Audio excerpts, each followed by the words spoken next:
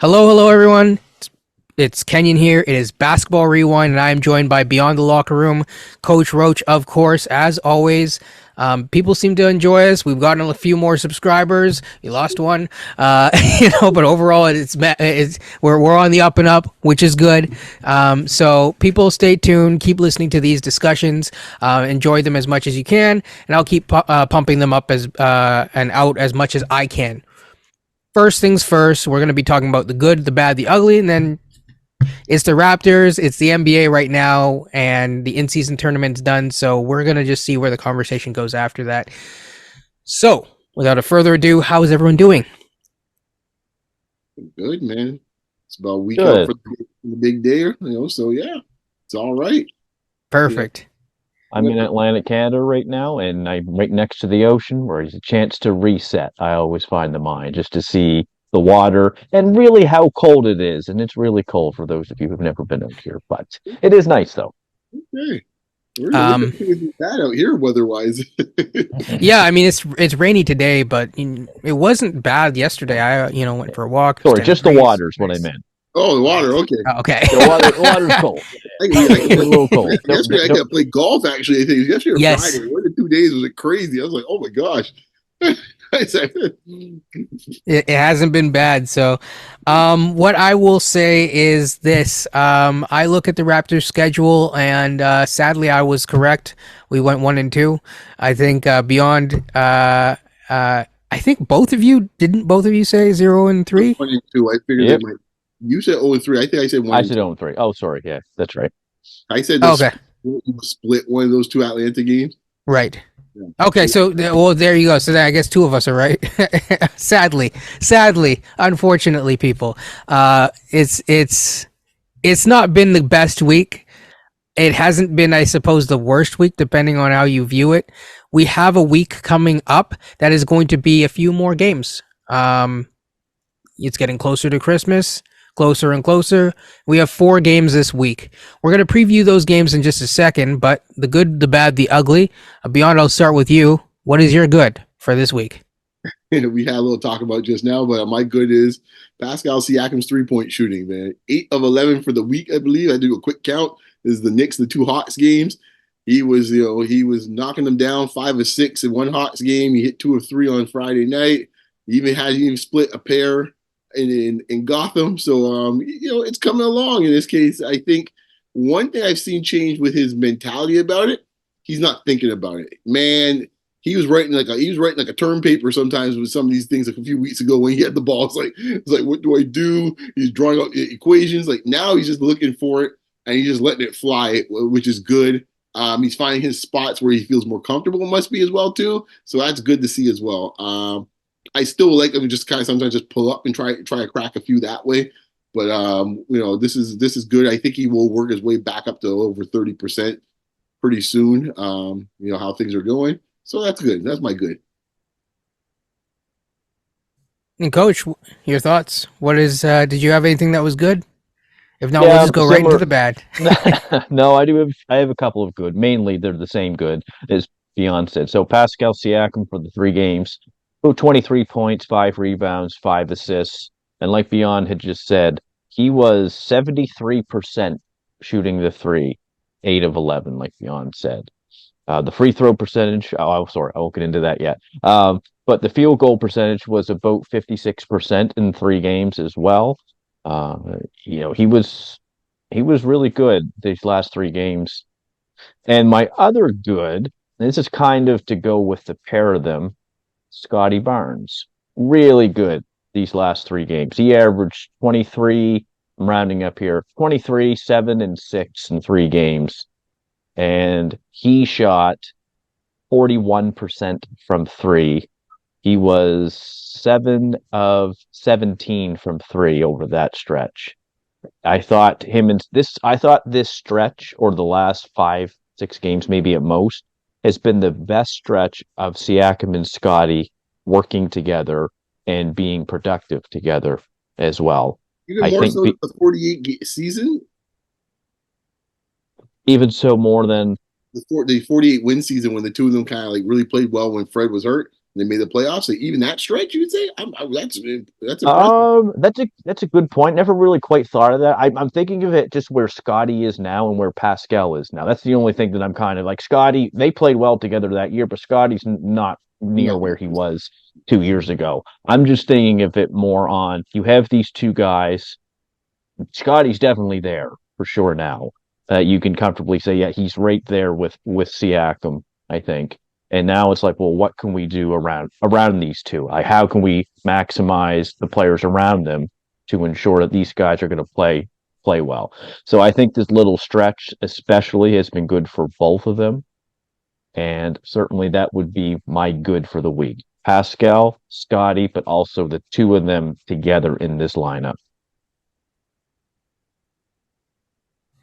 Yeah, so I agree with a lot of what you guys said. I think Siakam, obviously, listen, if you're even in a trade blank camp, which to me, I've always said if they trade one, they should trade both.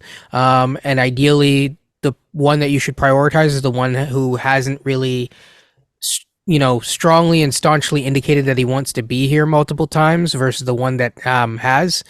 Um, that's just my opinion, even so you can flip them later. But either way, even if you're not, you shouldn't be rooting for Siakam to be bad. And to that point, I think, is almost going into a bad now, but you shouldn't. You should want them to showcase the talent so that they can trade him. Because some people seem to think that this dude is a bum. If you think he's a bum, why would the team give you anything for him? Like I'm just being real here. Like so, in terms of good, I don't know. I don't have much good to say. Really, honestly, I'm sorry. Good is that I got confirmation that second row Darko is second row Darko. So, and we don't have a pizza party. So we're just gonna go to the bad. Beyond, I'll start with you again. Sorry. Oh, the bad. Where to start with the bad? You know what? I'm gonna say the bad. I'm gonna put it as fundamentals. And what I mean by that, I told you guys a story the other day offline. I used to go to basketball camp, me 6, 7-year-old, a little 6 and 7-year-old beyond. And one of the first things you get taught, once you figure out the dribbling, all that type of stuff, they start teaching you how to run a fast break. And by the time you're 10 or so, they tell you, you know what, 3-on-2, 2-on fast breaks, they give back and forth, get it in the middle, and so on and so forth. I have never seen a professional basketball team so incapable of running a fast break like this team. That's why some of it was fundamentals. I can pick other elements, but that one stands up to me the most. Because time and time again, you could put money down on it. If they had that set up in this case for any of those betting services, how often tonight will the Raptors mess up a fast break? Over under 1-1. It's like, yeah, give me the over every time. Because these dudes can't. And the thing is, it's not even, usually you might find one guy on your team that's like incapable of doing it, so you don't want to pass him unless he's literally underneath the hoop. This team has like 4 or 5 dudes on this team that if any of them are in a fast break, it's like you're holding on to your hands like a roller coaster ride. If I gotta see one more time of Boucher, Flynn, GTJ, Precious, any of the 4 of them involved in any fast break, I don't even know what I'm gonna do at this point here, man. It's like I'm just so frustrated watching it because I already know the play what's gonna happen. There's one that happened a couple nights ago where Precious is going up the sideline. First thing, you don't start the fast break from the sides, okay? That's the first thing. Get it in the middle. The second part here, I'm sitting there going like, I know there's going to be disaster waiting to happen. This is going to be disaster waiting to happen. And then boom, there comes the double dribble. As I'm sitting there going like, are you kidding me? Fast break, you double dribble the ball. I'd never seen anything like that before. I'm sitting there shaking my head. A couple of nights later against Atlanta, he took off with the ball again from there. I was like, oh boy, here we go. Disaster about to start. It was like a Buster Rhymes album when disaster strikes. I was about to say, here we go. He gets the 3-point line, panic ensues, almost throw the ball behind Flynn. I'm like, this dude is a hot mess. Like, I don't know how many tour times we got to sit here and watch this, and yet there's still be people out there saying like, oh, we can't trade Precious, and no, he can't be any deal. This dude can barely even figure out to play basketball half the time. And I put the other guys as well, too. It's ridiculous, man. So, fundamentals, brutal. Some of these dudes, brutal. Coach. my bad, which probably could be considered my ugly, but I get another ugly for that. My bad. It's in not the first 2 games of the week, 'cause he was really good the first 2 games of the week. Our guy who doesn't get talked a lot about in Raptors Nation, Mr. 1 OG Anunoby. 7 points, minus 19. 25% from 3. He's part of your core 3. He wants $40 million next year, probably. That's not good enough. I thought he did not play well against Atlanta. This team, you could see them jogging back on defense in that final game against Atlanta. Sorry, we're not good enough just to be jogging back on defense and taking some plays off, not against an offensive juggernaut like Atlanta. And also, my bad, one Mr. Dennis Schroeder, 6 points, minus 20. He led the team in the minus department. He was a minus 20 in that last game against Atlanta. It was not good. He did not make a 3. He was 0 of 2 from 3, 3 of 7 from the field. He just basically wasn't part of this game. And I know we have said, a lot of people say, well, Darko's given him too much influence. Regardless if Darko does or does not, he's still the starting point guard of this team. He has to be more involved. He has to be better than minus 20 against the Atlanta Hawks. Not the Milwaukee Bucks, the Atlanta Hawks. He's got to be better than that. And those two individually in that last game, because they were pretty good in the other game against Atlanta, but in this particular game against Atlanta, they were not very good. So those two would definitely be my bad for the week. And also, there has been a theme the last 3 weeks about the Raptors defense. We are now 17th in the league in defensive rating. We are in the bottom half of defense. It is a trend that keeps on trending. And if we don't change this soon, this team is not good enough to rely so much on its offense.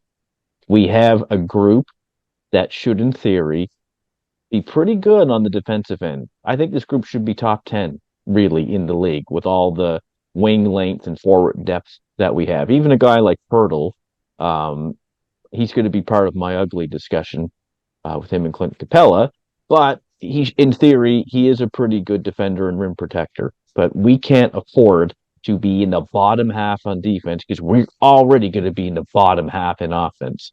That's a path to nowhere. Excuse me. I think great points, Coach.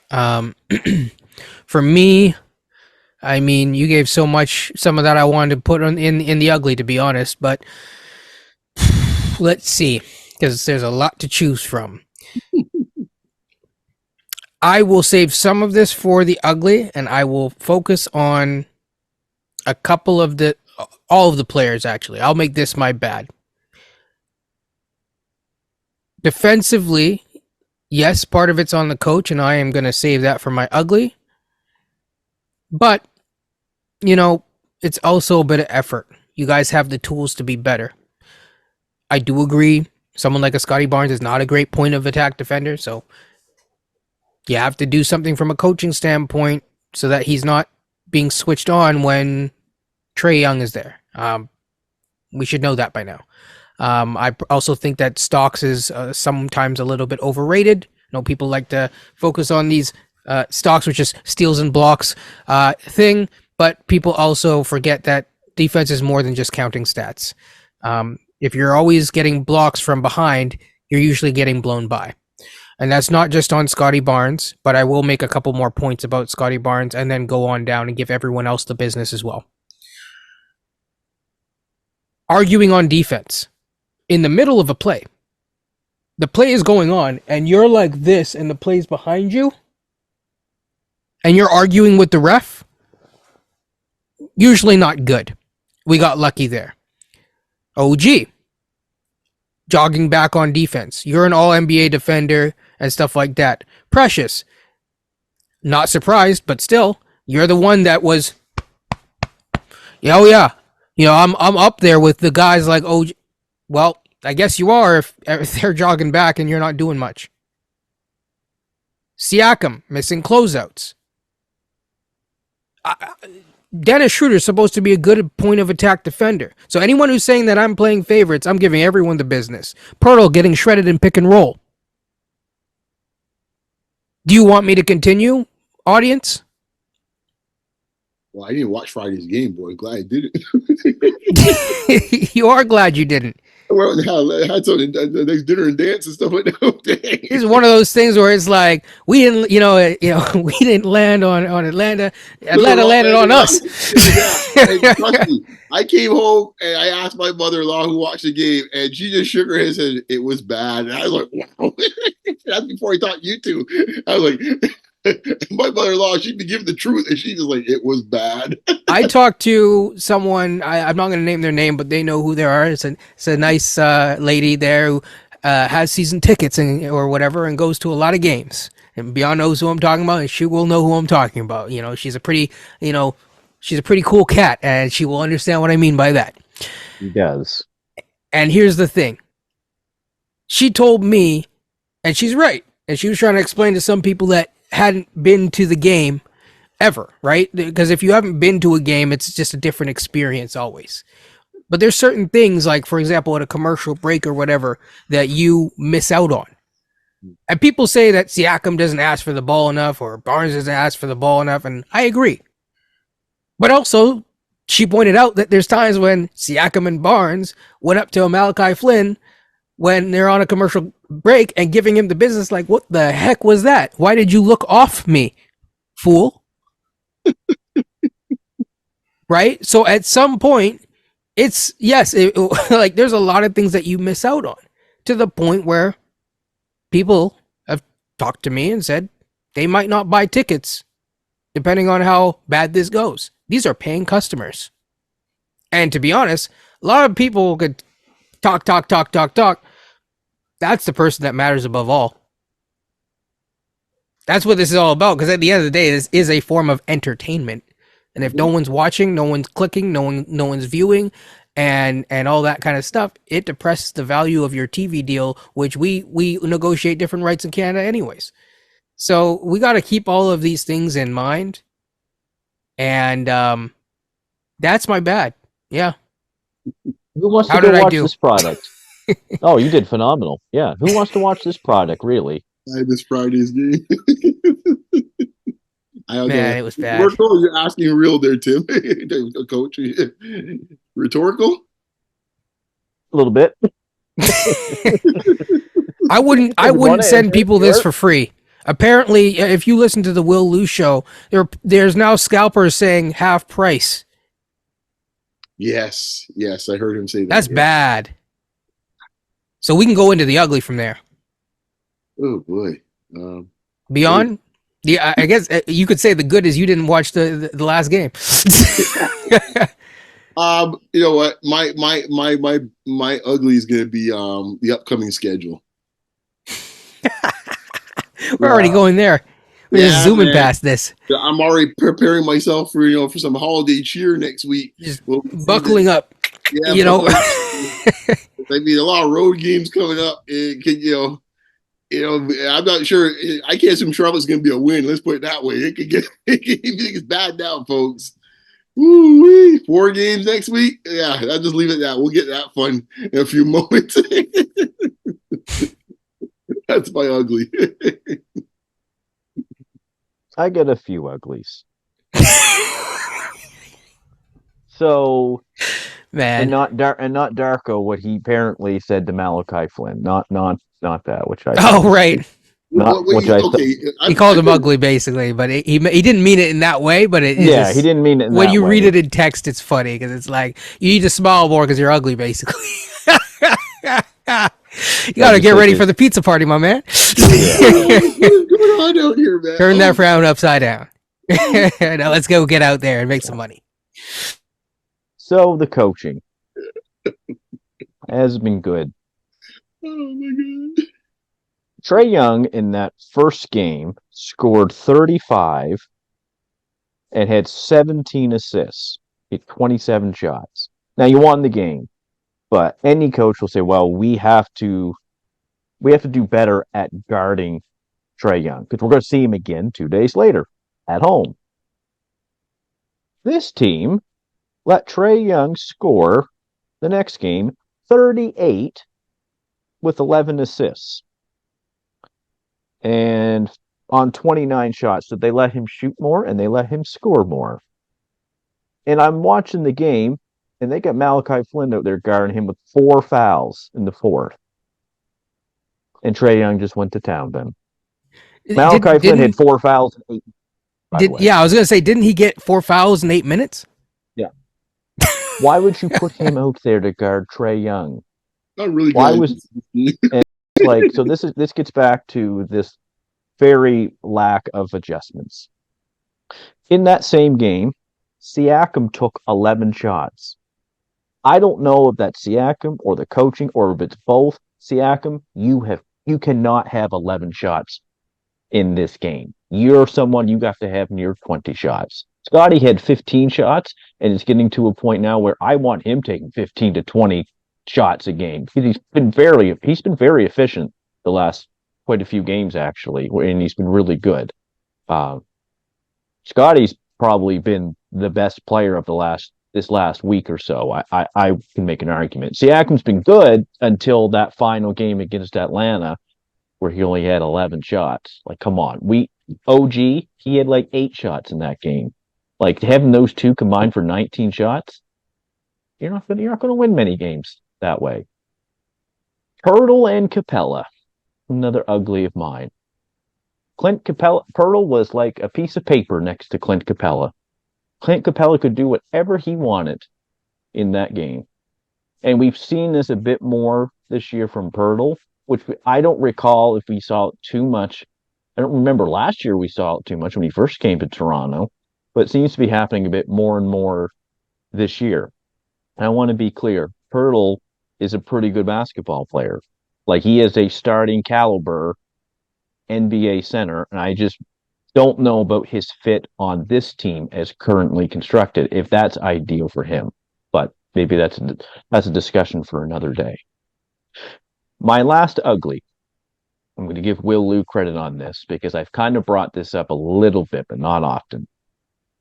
The NBA is a guard-driven league. It's been for a while. It's guard-driven with forwards. That's what I mean by that. So let's just look at this from a guard perspective. Trae Young, Bogdanovich, and DeJounte Murray combined for 75 points in the second game against the Raptors. Our guard play, which in this case would be Dennis Schroeder, Malachi Flynn, and Gary Trent, have combined for 25 points. So one guard group, 25 points. The other guard group, 75 points.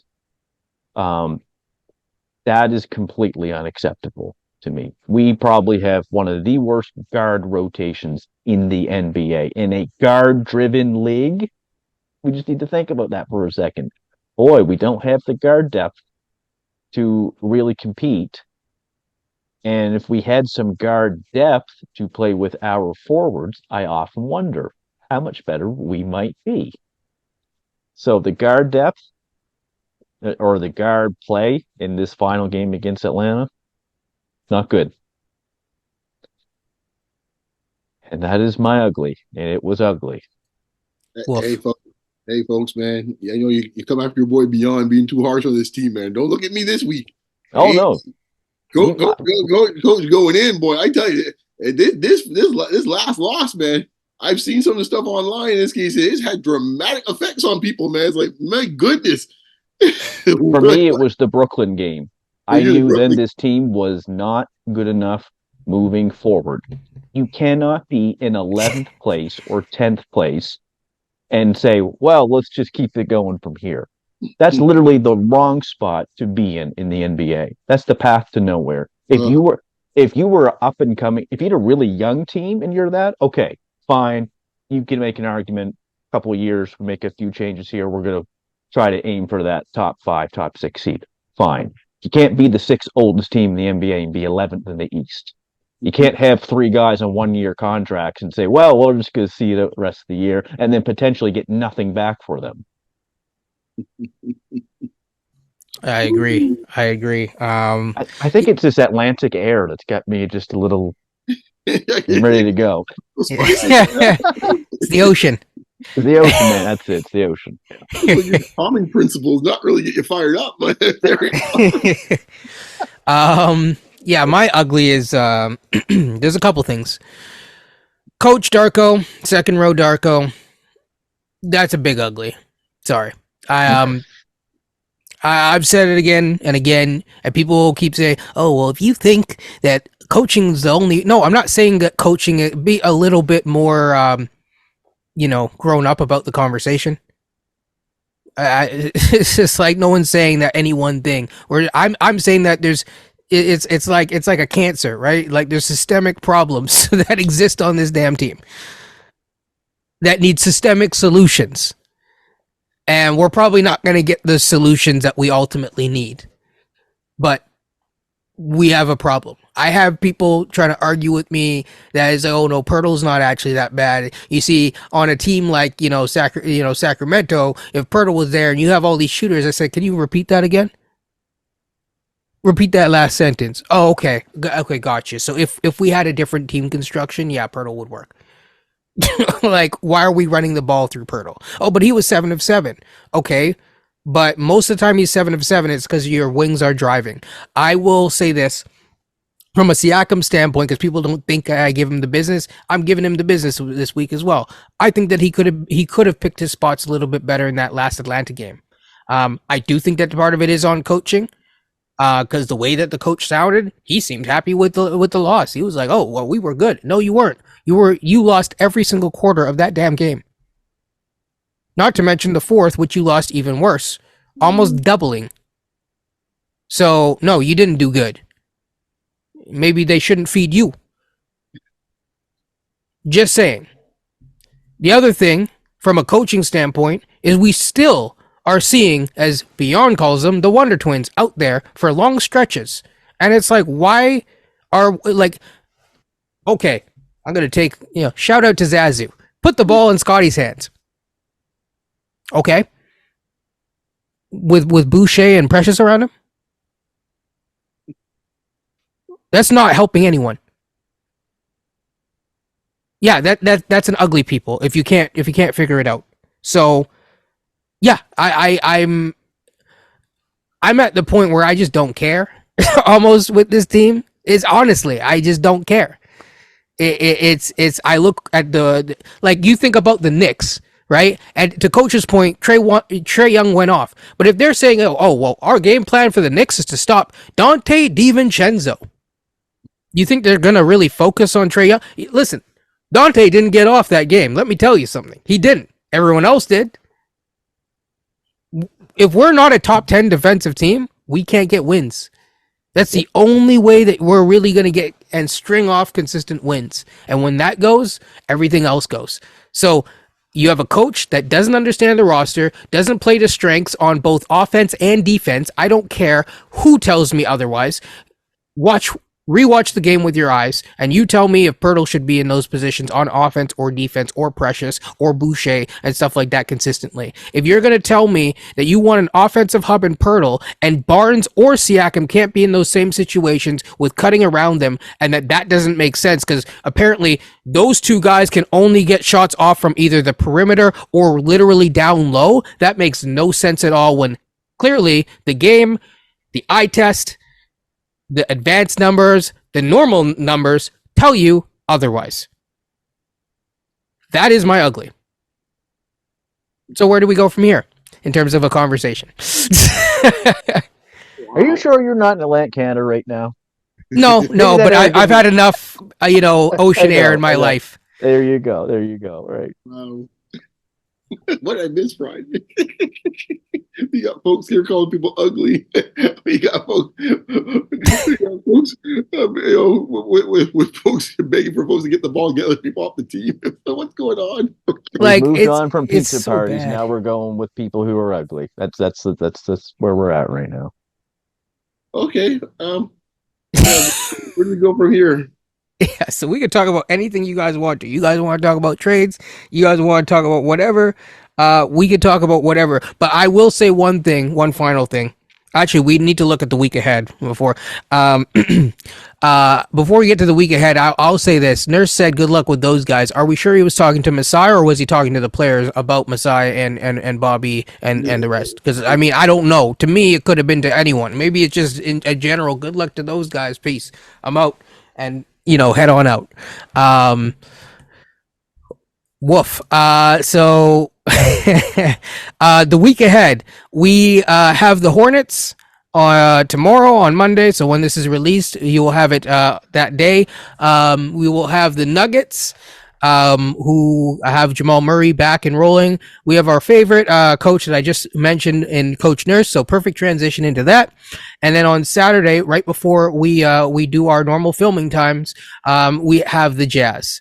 So the good, the bad, the ugly will resume then. But we have 4 games. What do you think the record is? And I believe you're right. All but the Hornets actually the Hornets and the Nuggets are home games, and then you're back home. That's weird. You fly out to Philly and then you're back home. Okay. I don't really ever get these schedulings, but yeah. 1-3. They probably get Charlotte and they lose the next 3. Maybe people think they get Utah, but I just think how Utah is assembled, I think it'd be a fascinating game because they kind of get a sense of the progression of not just Barnes, but also the progression of Siakam's specific 3-point shooting this year. It'll be interesting how they approach that game, considering usually how big Utah usually ends up being. Utah is playing a little smaller this year because I don't know, because I don't know, Kessler hasn't been playing as much. No. So that might actually work out better for them. Maybe gets a heavy dosage of him. Utah hasn't played a lick of defense either, so who knows? You get to see my man Keontae George, even though I think he's hurt right now because he didn't play yesterday. So that's unfortunate. I was hoping to see him up close and personal, but it is what it is. Yeah, I think it's 1-3. I still don't trust the Raptors because they don't play any defense themselves. Coach? Is the Utah game in Utah or Toronto? The Utah game is back in Toronto. That's why I was confused because it's like we have 2 games at home, fly out, and then come back. Okay. I'm gonna say 2-2. I think if it's just in Utah, it'd be different with the altitude and stuff like that. But I'm gonna say they are going to go 500 this week. Still doesn't change my mind about where this team has to do something moving forward. Probably if you're really looking from a long-term perspective, I hate to say this too, you probably want them to lose a little bit more to see if this will get the ball rolling on something to maybe salvage a season or to maybe start putting pieces now around Scotty and Pascal, whatever it looks like moving forward, just to have some sense of direction. Maybe that's the word that I'm looking for. But probably I'll say objectively 2-2. I guess I'm the last one. So, I actually think they'll do 2-2. So I think that they usually respond bad after bad losses, not medium losses. We had a bad loss, so we'll respond against Charlotte. I think we might also catch Denver, and then we'll lose the other 2 because Nick Nurse knows us. He knows this squad. That's why he coached the squad the way that he coached the squad. Squad's not that much different. Let's see what else. Oh, and also I think we'll struggle against Philly because they have really good defensive principles, and they have the kryptonite to someone like a Scotty right now as he currently exists. I think he still struggles to finish inside, but he's getting to line more, so I do give him a lot of credit for that. I think actually his handle as the season's gone on has improved. So I, again, people say I don't give him a lot. I've given him a lot of credit this week. But yeah, Yeah. sorry. This whole idea, like, I mean, people want people to give like Scotty in this case like a blue ribbon in this case here. I mean, like They this is what, they hey man, he gets his pizza party. yeah, this is It's a seriously, grown man, grown man expect for a top 5 pick. You're supposed to be a franchise player, top 4 pick. top 4 pick. Like, not like, oh look, these are good. You should give him a ribbon or a cookie. Like, no, it's what he As should I be said, he's doing what he was supposed to do last year, and I'm happy. doing. I'm really happy. Like, but this is what you want. Right. You ideally want a guy that you're not picking down there long enough. Now, what's left remaining, if you do trades or not, I don't know if it's good enough with him on his own because again, like I said, the NBA is at parity. I don't like these weird like people start getting into these weird conversations about rankings. I don't care about rankings. You need 3 dudes who are dudes. Period. Yeah. End of story. You guys figure that out. I'll let the audience argue about that later. But you need 3 dudes who are dudes to go anywhere in this league. So yeah, 2 and 2. I'm gonna throw my shoe at the television if I see Scotty guarding Tyrese Maxey. Man, don't do that, please. Your television is probably a nice television. No, have we not learned? That's what I'm saying. Don't put this young man guarding someone that he should not be in that position to do. He should be in the position to help guard one of the bigger guys, and maybe it's Harris, maybe it's someone like that. But like Beyond has said this before, there's probably a few guys in the NBA that you probably don't want him guarding, no fault of his own. Probably don't want him guarding Darius Garland, as we saw in the Cleveland game. No adjustments were made. Probably don't want to see him guarding Dame Lillard. Definitely don't want to see him guarding Tyrese Maxey, which I'm pretty sure I saw at the beginning of the year, and Maxey just, he's a tough guard. So make sure. So I really hope Dennis Schroeder is going to be on him or someone like that. That's just me. Don't put Scotty on Tyrese Maxey. I'll give a quick shout out to Raptors Live TV, which does spaces after the games, and also I guess sometimes they have these Saturday awards, and they always put the poll out. I don't always go to the award show. I haven't spoken in yet, but I do listen from time to time to the award show, and I said that like they were asking who's the best defensive player of the year, of the week this year, or this week or whatever, and I said, is there an option for no one? And then in the thing, I hear people saying, well, it should be Scotty because he gave effort. Like, this is bare minimum, okay? Like, so you say everyone's so bad, and we're like literally like one of the worst defensive teams in the league. But like because someone did, hey, Superman, right? For those of you who remember that reference, like at some point, it's like, come on, we could do better than that. Like, and if not, then we need to do better than that. So, no one got my defensive this year. Sorry, the shout outs aren't positive. They are, you may want to still check them out and stuff like that. But, but yeah, it's just, it's tough to talk about this team week over week when you don't see a lot of changes. Don't expect changes, even though everyone's like, oh, this is imminent. We've been saying that for a long time. So it is what it is. It could always be worse. So I will always say that, but it might get there soon too. So with that being said, is there anything, whether Raptors or related or not, that you want to discuss really quickly before we get out of here? I'll just say one thing with your part about getting worse. And I'm not going at Detroit for this, but Detroit's rebuilding, right? I know it's been a really bad season for them, but they're not the 6th oldest team in the NBA like we are. And I'm not trying so much compare the two. I'm trying to make a general statement about teams that are rebuilding versus teams that are trying to compete but don't have a roster to compete and are misguided by this belief. That's my only point that I'm trying to say. Because a team like Detroit, they actually individually have some nice young pieces in Ivy and Durham. I'm trying to think of another, like a team like Charlotte, for example, like LaMelo Ball and Brandon Miller. They're decent NBA caliber foundational pieces that you can probably build with him, but they're rebuilding. We are not. Yeah, I mean, that's to me. This is where it all comes down to. You used the term before, right? And everyone's discussed it. There's no actual direction when it comes to this team. No, they don't have any idea, and not even necessarily even from the macro perspective, even from the micro perspective, right? So they send Grady down, for example.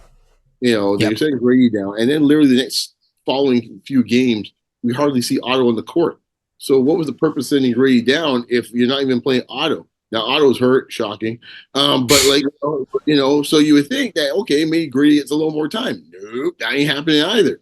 So like exactly what are we doing out here? I mean, and the thing that just frustrates me, and the reason why when people like say I'm picking on them or stuff like that is, I'm telling you guys, man, I've never seen a franchise put so much effort and fandom as well too. Honestly, I'm putting the fans on blast on this too. I've never seen a group of people put so much effort and time for dudes that are probably at best 9, 10, 11, 13, 14, and 15 dudes on most rosters in the NBA.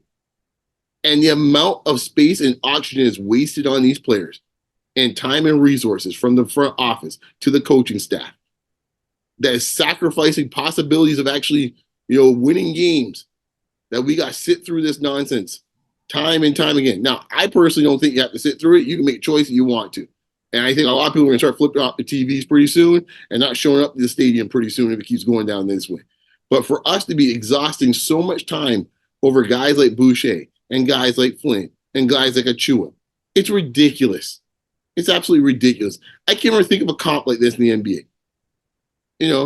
Like a comp like that in this case would be, I can't even think of a comp that would be similar. Think of any team that's got like some bench players that all of a sudden just say, we got to play these guys.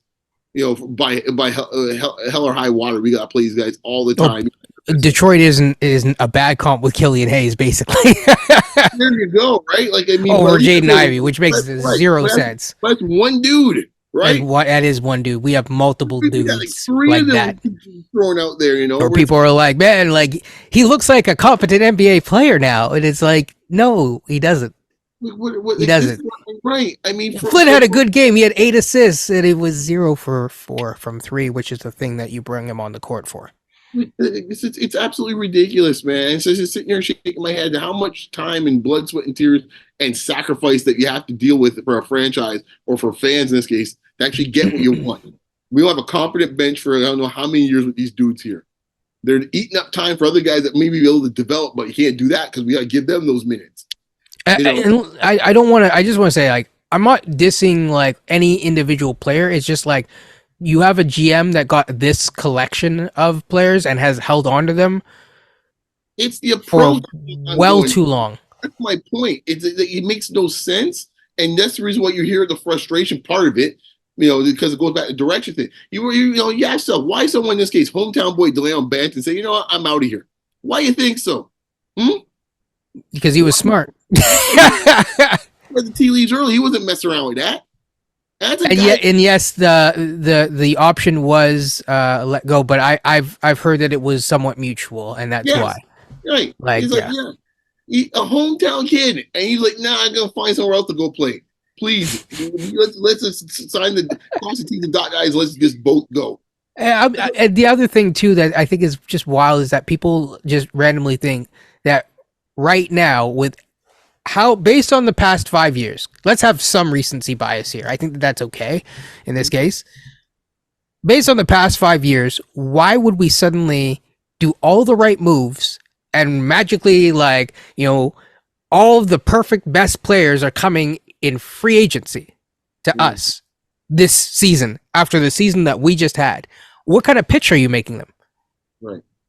Like, why would you come? Like, why would you show up here? Like, I mean, that's the thing that killed me. And going back to the Banton situation, which makes it fascinating, is like, if you had your choice, you had to go back, just 1 year ago, and you say, okay, well, we got 1 to 2 guys that continue trying out.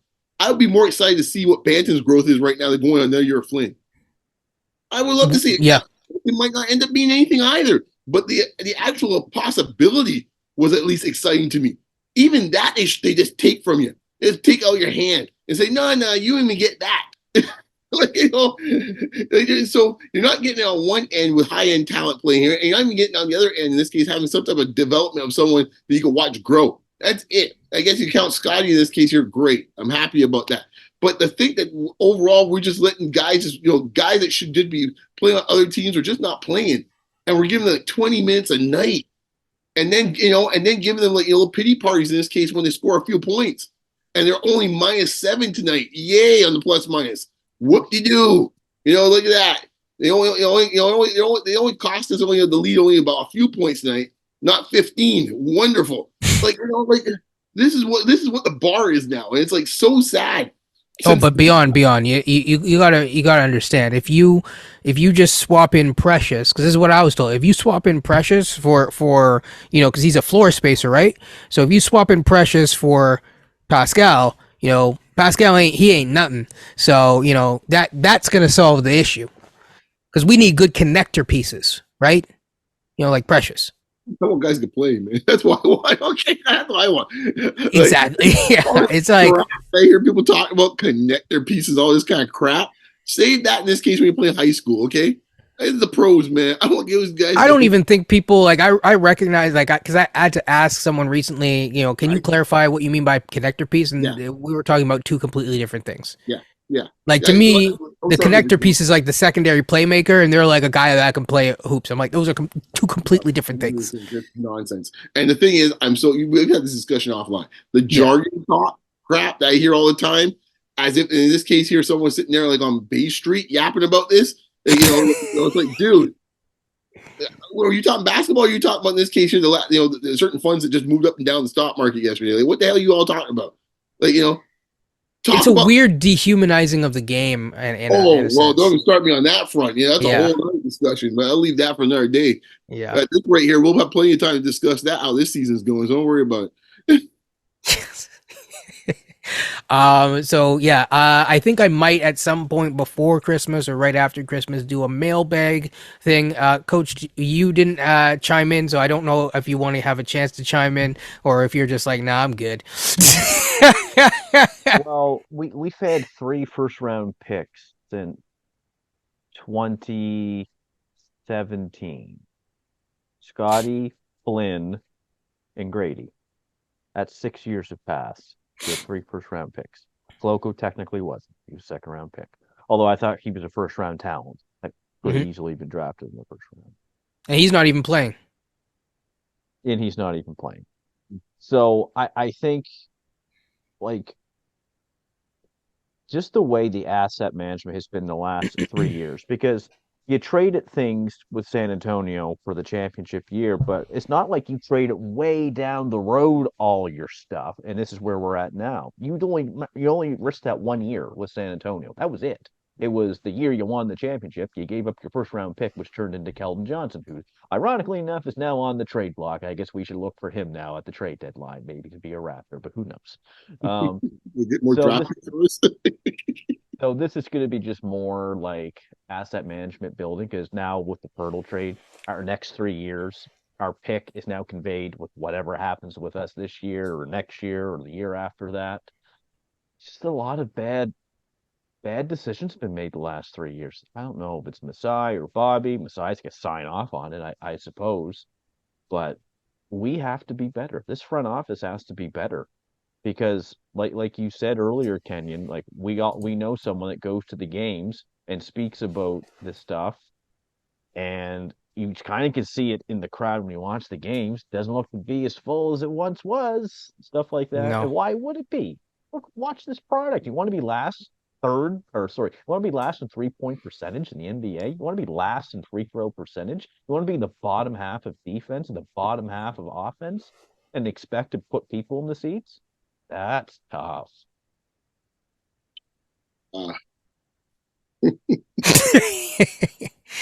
So yeah, I mean it's tough all around. I guess we're not going to go and talk about NBA wide stuff this week, but we will continue that next week if there's anything that you wanted us to cover from an NBA standpoint, because we are going to cover the Raptors, of course.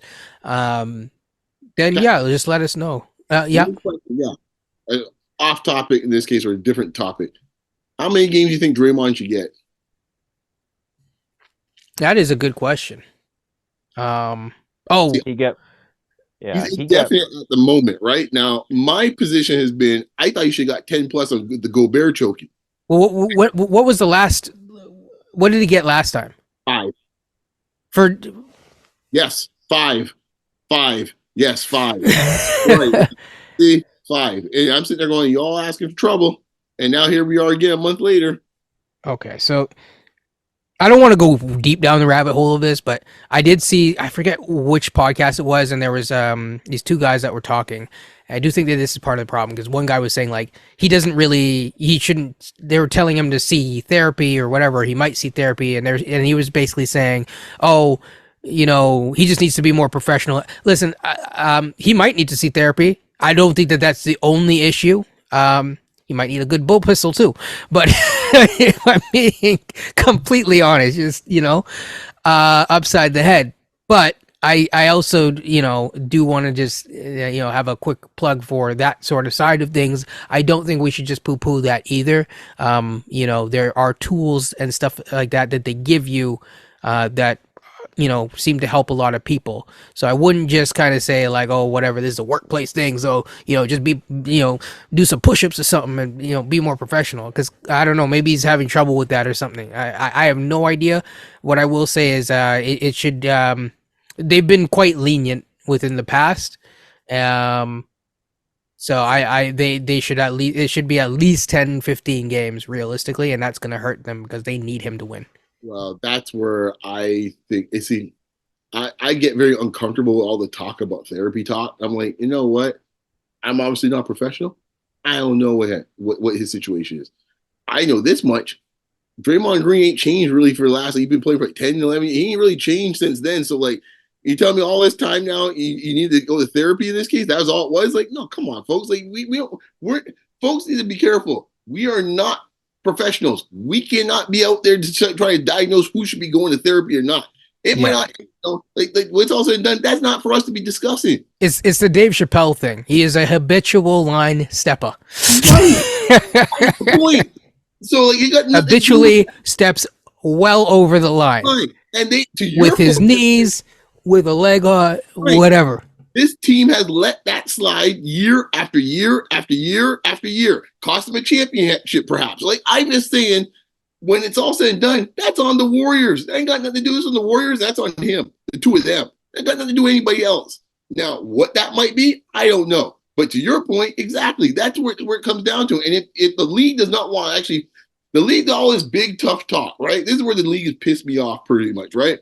Because when they want to push their chest into things. In this case, really, they should have no business putting their chest into, or at least in this case, being as forceful as they are, right? So, was Ja doing some dumb stuff? Yeah, Ja was doing some dumb stuff. I ain't gonna say that. If Ja want to do something, last time I checked, especially in that country, it's legal. If you got the paperwork behind it, he can do what he wants with his gun. Now, is it a good look for the little kids? Obviously not. But no, they want to put their chest out. 25 games for you, Ja. 25 games.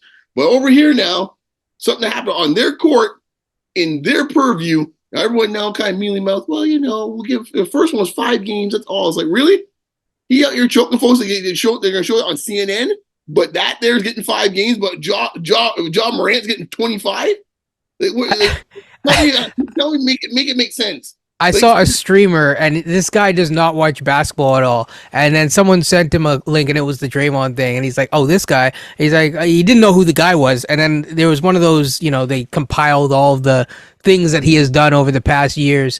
And then it started with like the guy where he stepped on Sabonis's chest and used it as a trampoline.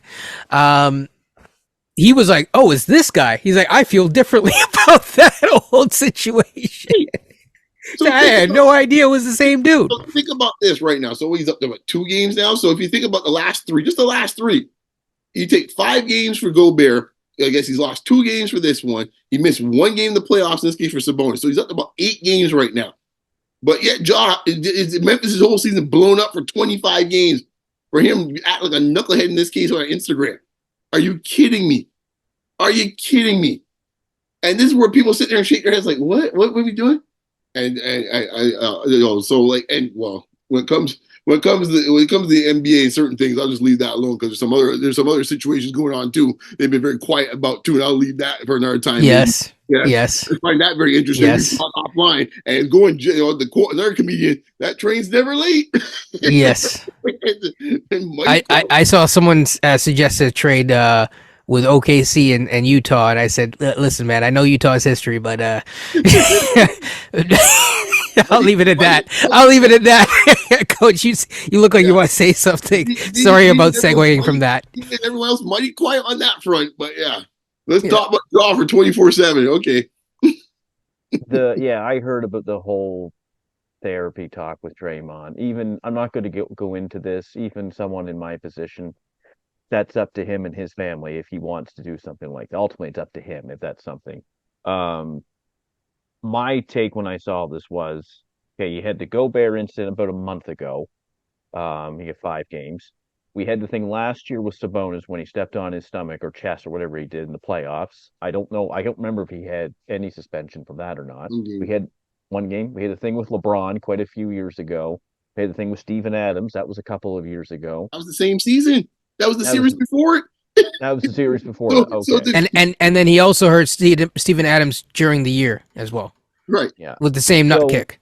In my opinion, your behavior matters, and you have to conduct yourself on the court in a fashion that keeps you and others safe.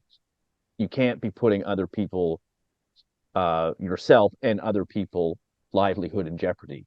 And some of the things that he did, close to that, especially the hit against Nurkic when he just swung and hit him in the head, that could have been a lot worse than what it was. That could have been concussions. That could have been a lot of stuff right there. Here's the saddest part, Coach, of what your rundown. You even mentioned the most explosive one yet, which is Jordan Poole.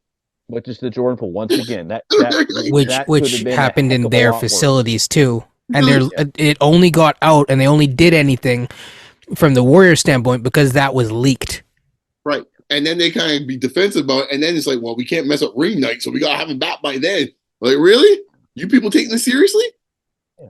History matters. Your behavior matters in the past, and if you have a reputation of, I'll use a school analogy in this one. If you have a reputation of always being in the principal's office and then get upset if you get in trouble, you have a history of doing that. It's not to say condoning it's not to say that you're trying to come down on that specific one, but there's a history of this, and this cannot go on. And in particular with Draymond, the thing with Nurkic looked bad to me. Like, that could have been real bad for him. If it was me, I'm just taking a guess, assuming they said indefinitely, I would give him at least 20 games. This has happened a month after the Gobert thing. It's not like it happened last year. It happened basically 1 month after the whole Gobert incident.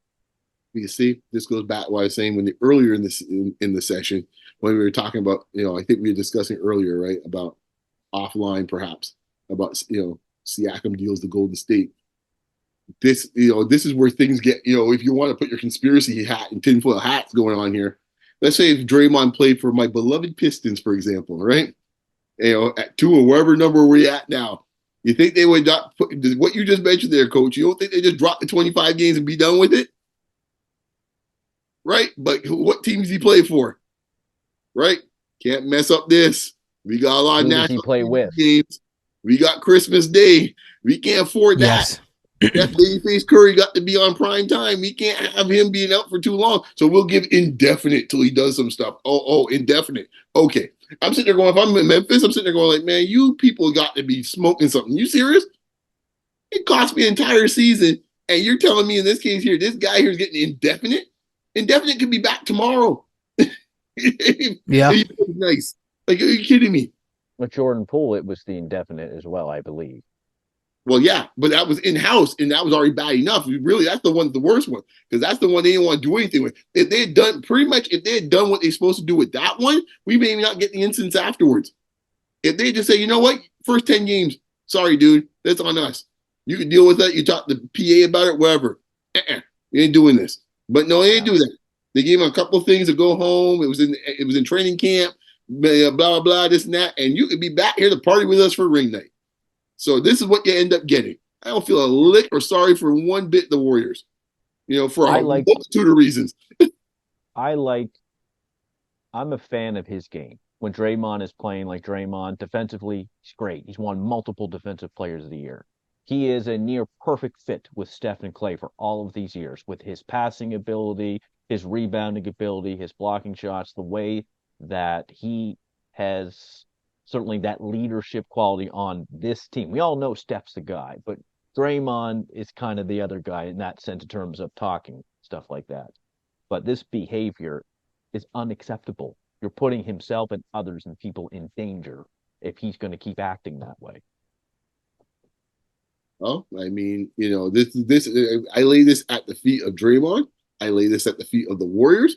I lay this at the feet of the NBA. Yep. They made this bed, right? But all because in this case of the team he plays for, and he's a smart guy, and he knows it too. That's the leverage he's working with because he knows what team he's playing for. As I said before, he's playing for the Washington Wizards. Ain't no one giving a damn about him. He's out for 25, 30 games. Ain't no one losing sleep. But he plays for a particular team with a particular star. And that is the reason why, in this case, he feels he can get away with what he wants to, because they'll never go that hard because they don't want the Warriors, in this case, to be gone for the rest of the season, as far as they're concerned. And that's what we're down to, because that's what this is all about to me.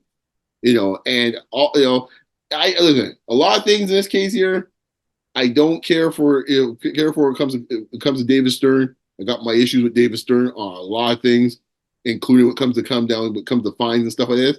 On this one, I think I would have had his core on this one. Because if David Stern was here, this would have been settled one time. A long time ago. And this would never been happening again. And on that one, I would actually appreciate on that one. A lot of times, no, Stern, not a big fan of Stern overall, but on this one, I would have his back on this one. It's like, yep, cheers. Yeah, it'll be interesting to see what happens, but yeah, but we got to get out of here. So people, like, comment, subscribe, leave comments down below if there's something that we missed. Definitely link it down below for us so that we can cover it the next time. I do appreciate all comments, even the ones that are critiquing us, because I do actually respond to them. I give everyone at least one response in general, unless it's in like an ad hominem or something like that. So, which we haven't had any so far, so that's good. Let's keep positive, people, because the season so far has not been that positive. So with that being said, it's been fun. Thank you guys for joining, and that's it, and take care, and everyone, peace.